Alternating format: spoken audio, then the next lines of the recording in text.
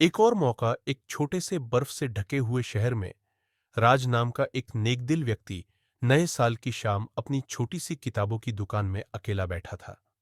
वर्षों से व्यापार धीमा चल रहा था और बकाया बिलों और अधूरे सपनों का बोझ उसके कंधों पर भारी पड़ रहा था।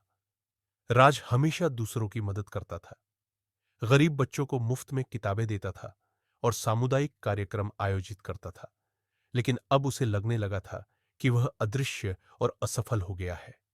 जैसे ही घड़ी ने आधी रात का घंटा बजाया, राज ने अपने आप से बुदबुदाया, शायद ये दुनिया मेरे बिना बेहतर होती।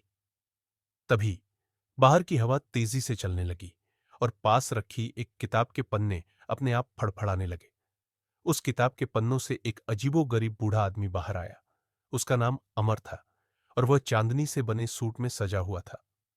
राज, अमर ने अपनी आंखों में चमक के साथ कहा, मैं तुम्हारी ख्वाहिश पूरी करने आया हूं। चलो देखते हैं तुम्हारे बिना ये दुनिया कैसी होती। पल भर में राज ने खुद को अपने शहर में चलते हुए पाया, लेकिन सब कुछ बदल चुका था। उसकी किताबों की दुकान अब एक ठंडी सुनसान जगह थी। बच्चे बिना मुस्कान के गुजर रहे थे। उनके चेहरों से वह खुशी गायब थी जो उसकी कहानियों से आती थी। उसने एक लड़के को एक दुकान से चोरी करते देखा, वही लड़का जिसे उसने कभी मार्गदर्शन देकर सही रास्ते पर चलाया था। सामुदायिक केंद्र, जहां उसके बुक फेयर परिवारों को जोड़ते थे, अब वीरान और सुनसान खड़ा था। राज का दिल टूट गया जब उसने महसूस किया कि उसके छोटे छोटे कार्यों का दूसरों पर कितना गहरा प्रभाव था।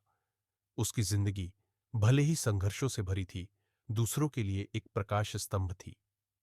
मुझे वापस ले चलो, राज ने अमर से विनती की। अब मुझे समझ आ गया कि मैं कितना महत्वपूर्ण हूं।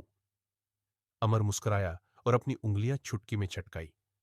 राज वापस अपनी दुकान में था, लेकिन इस बार उसका दिल हल्का था।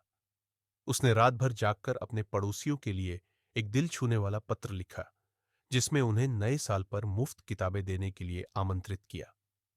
सुबह होते ही पूरा शहर उसकी दुकान के बाहर इकट्ठा हो गया और हर तरफ से उसे प्यार और समर्थन मिलने लगा। राज की दुकान फिर से शहर का दिल बन गई और उसने महसूस किया कि छोटे छोटे दयालु कार्य भी दूसरों की जिंदगी में गहरा असर डाल सकते हैं। इस तरह राज ने सीखा कि कोई भी जिंदगी, चाहे वह कितनी भी साधारण क्यों न लगे, कभी भी बेकार नहीं होती।